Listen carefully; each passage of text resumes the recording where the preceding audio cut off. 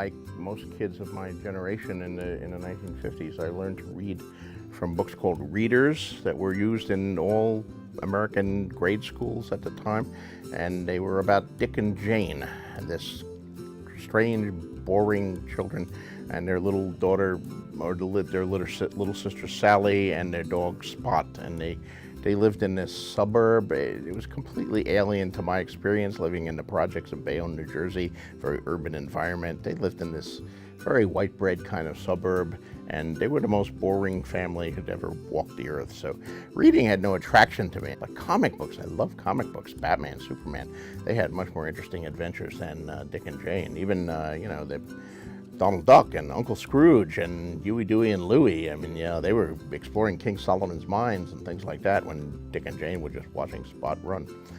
So my attraction was very much comic books until I was given a copy of Robert A. Heinlein's Spacesuit Will Travel, Scribner's hardcover, for Christmas one year by a friend of my mother. And that was the first, prose science fiction book I read. It was an incredible book, probably Heinlein's best juvenile.